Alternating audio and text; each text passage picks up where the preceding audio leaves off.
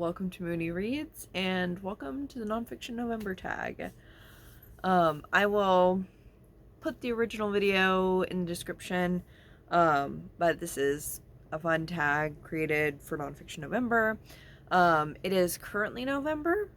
Whether or not it will be November by the time this gets uploaded is another question entirely. But, we'll see what happens. In general, I tend to read a lot of nonfiction. I think in previous years, I read about a third or so nonfiction, and the past couple, it's gotten closer to half.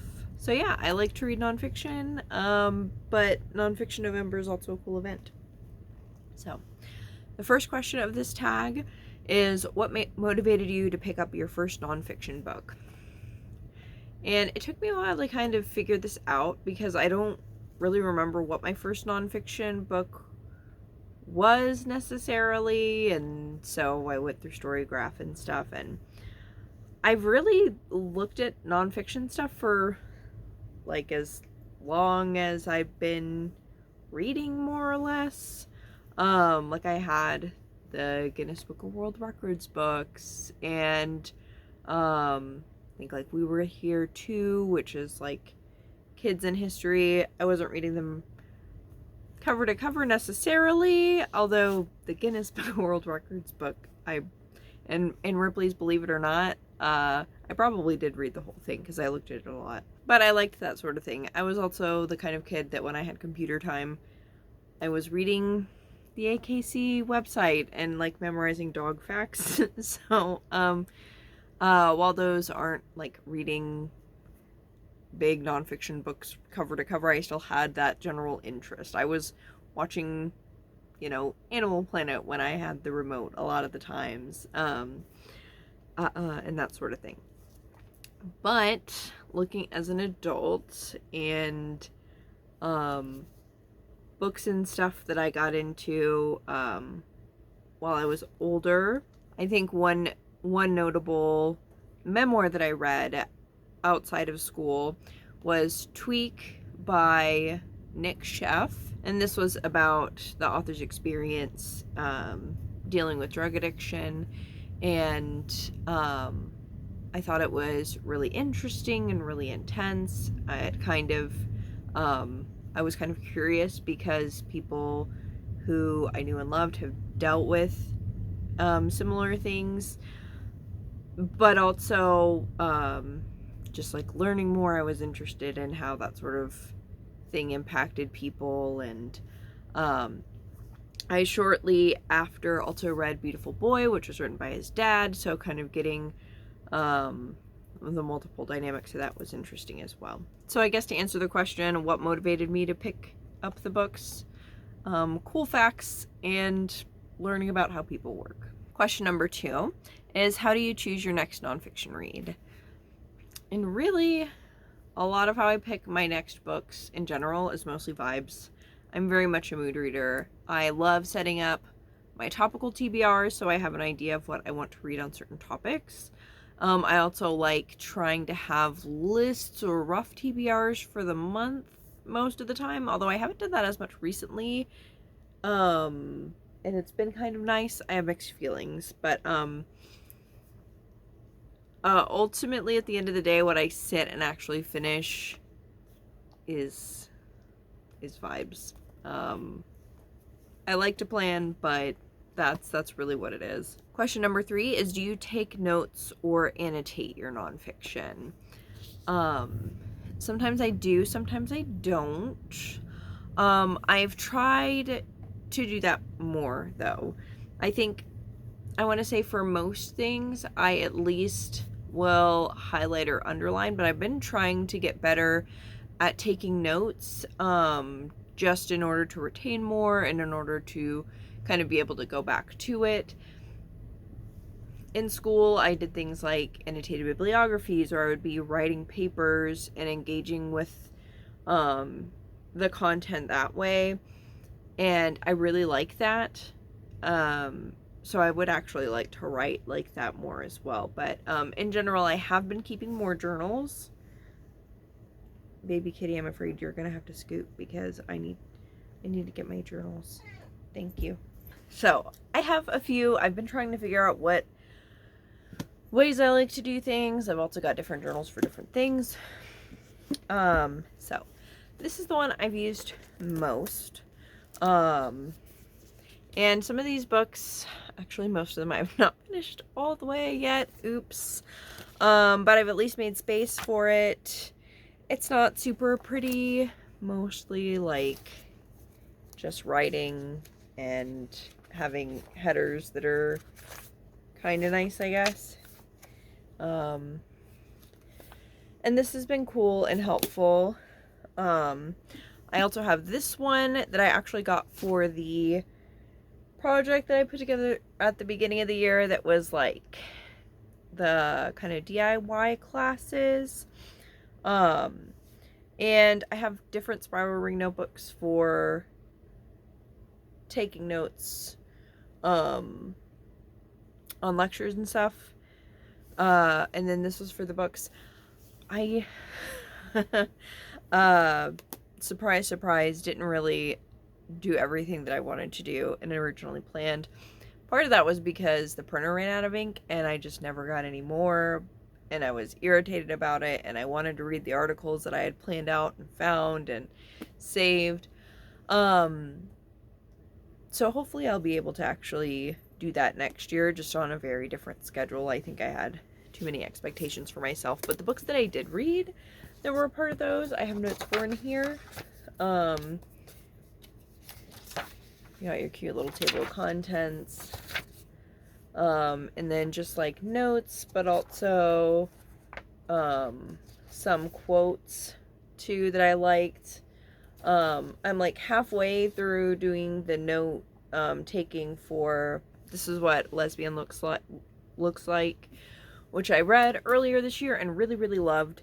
It wasn't originally a part of the class TBR thing, but I read it and it was perfect, so I'm making it a part of it, and I will be doing a video on it when I finish the note extraction. I should probably prioritize that. And then I also have these, which one is fiction and one is nonfiction, but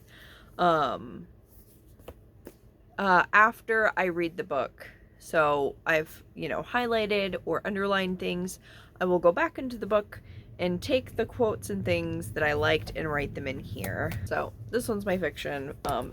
Nonfiction, I think I've really only done a couple of books, Against Techno-Ableism and Imagination Manifesto, both of which are really good.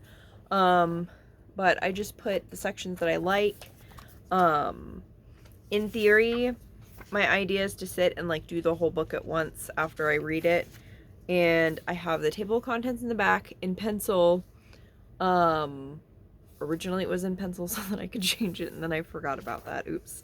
And then I index it, so I figure out what topics, like I write the quote, I think about what I would want to, what I might be looking up, and the quote could potentially be useful for. So like I said, I've only done 2 books here. 2 books in the class one, and then this one I've started several books. I'm really bad about starting and just like stopping things. But I have finished really 4 out of the 8. So that's half of these I've totally finished, which isn't too bad. But yeah, so that's what I'm trying to do with more of my nonfiction. But usually it ends up, but more often I end up just marking things in the book.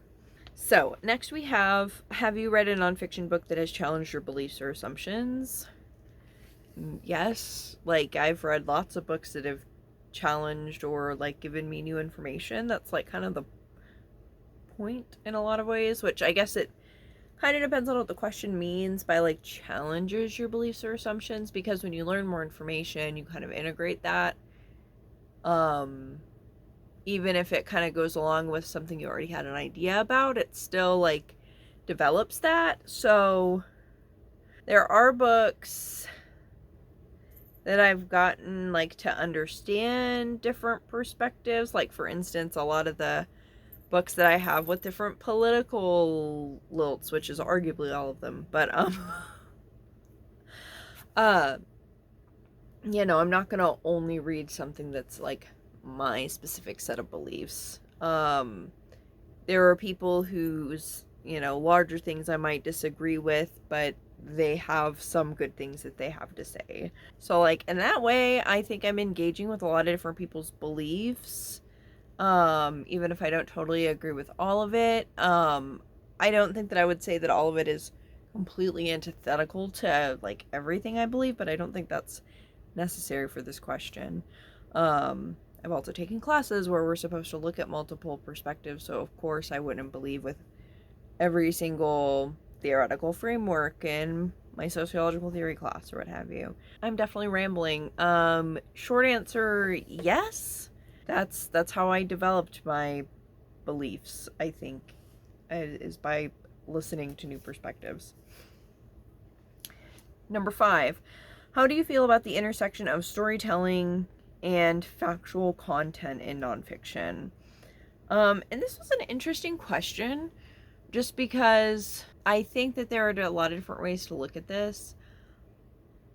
Because there are no nonfiction books that are just lists of facts.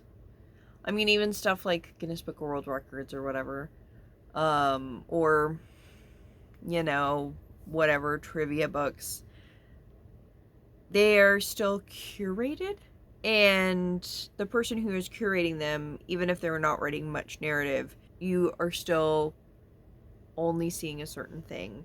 And even if books are dry and more layout information, rather than telling you a story or writing it as though it is fiction, that's still a narrative. And so you still have the bias of the author. Whether or not they tell you what their bias is another question. So I think the idea of reading a book that's only facts is, if you believe that you're doing that, you are either kidding yourself or being swindled by someone else. Like, but looking towards the end of stuff that's more creative, things like, I know a lot of people have, like, memoir, where they will recreate conversations and things like that. Or you can get to the end of really creative nonfiction, like In the Dream House by Carmen Maria Machado. I think that's really great. Like, I think that writing in these particular ways can also evoke certain emotion that, especially when you're dealing with things like memoir, or when you're trying to describe someone's experience, that almost works better than just telling straight up the facts about what happened. How do I feel about that intersection? I'm interested, but also that's kind of broad, so I should probably stop talking, or I'll go somewhere else with it. Number 6, is there a topic you wish authors would explore? Probably. There are definitely things that I would like to read about that I don't, like, there could very well be books on this, or on these things that I just haven't seen, or haven't seen very much of. One area that I read a lot or have read a lot is looking at the AIDS epidemic in the 1980s in the United States. And I've read a decent amount of backlist, a little bit of more contemporary or recently released stuff. But I would like to see some about how that has an impact on contemporary issues, politics, that sort of thing. Because I know I have a lot of thoughts on that, especially like reading these things. I see people talk about it online sometimes. But it would be cool to see someone really deep dive, either looking at, there's so much to say about contemporary discourse, like around queer people, like, especially with things swinging more and more right. So seeing the sort of connections historically, or where we could draw politically, I think both of those things would be cool. And also seeing someone really extrapolate, either like comparing or making suggestions in regards to the current issues with COVID and the AIDS epidemic, and also looking like sociologically at people's reactions to illness in these ways. Again, I've seen people kind of talk about it, but I have not seen a book that really dives into it. But yeah, that is a topic. That's the first one that came to my mind. Then number 7 is, do you incorporate insights from nonfiction into your daily life? And I feel like I do, especially when a lot of the stuff that I read has to do some way with politics or with understanding people. I talk to people every day. I see people every day. So of course the things that I read are going to impact how I understand people and how I understand like the events going on around me.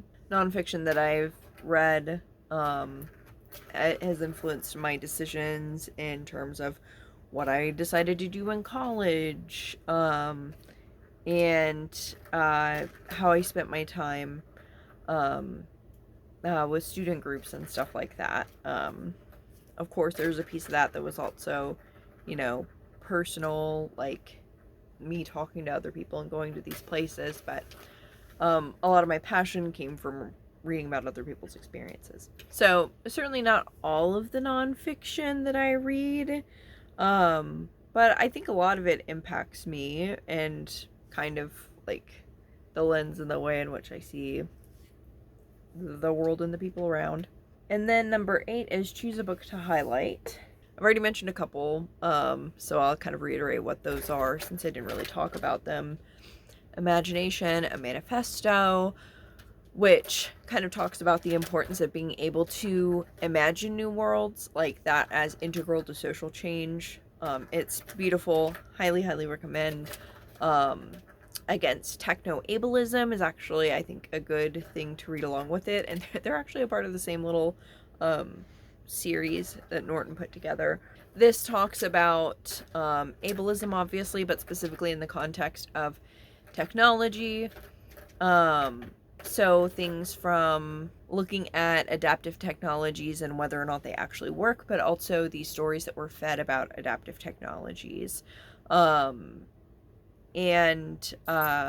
this also does go into like looking at how we can reimagine how we see disabilities, especially getting into like new technologies and stuff, like not seeing disabilities as just things that need to be fixed with technology, but kind of seeing past that.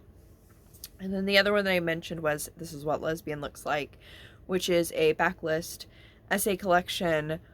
It was published in 1999, but so much of this is still like very much what a lot of people need to hear. This is all leftist lesbians of a variety of races and genders, kind of talking about their experiences, and it was really wonderful, and hopefully I'll have a full video kind of breaking it down a little bit more. And then the other one that I'll point out is How Far the Light Reaches.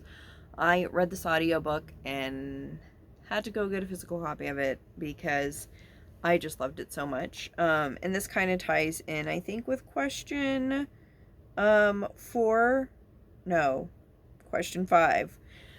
I think it ties really well into question 5, looking at storytelling, because this was really unique to me. I haven't read a ton of nature writing, but from my experience and what I've read, this one was very unique in that you're getting the person's memoir, like their story, and you're getting different like information about certain animals. Each chapter is kind of standalone in a way, but the way that they're integrated isn't necessarily like by location or by what the author is studying or anything like that. It was more thematically.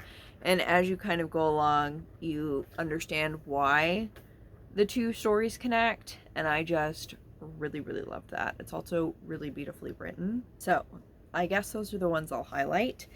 And then the last question is to tag someone. And by the time this goes up, it might not even be November. So I'm hesitant to really tag anyone. But if you haven't done this and you want to, even if it's not November anymore, please do it, because I'd like to see people's responses to these questions.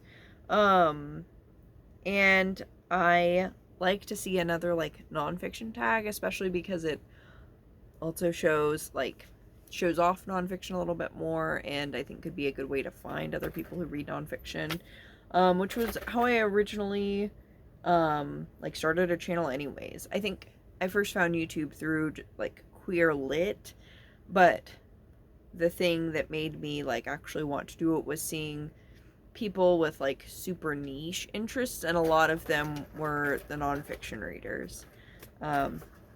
Anyways, that's what I have for the nonfiction book tag. And thank you all so much for watching. Bye.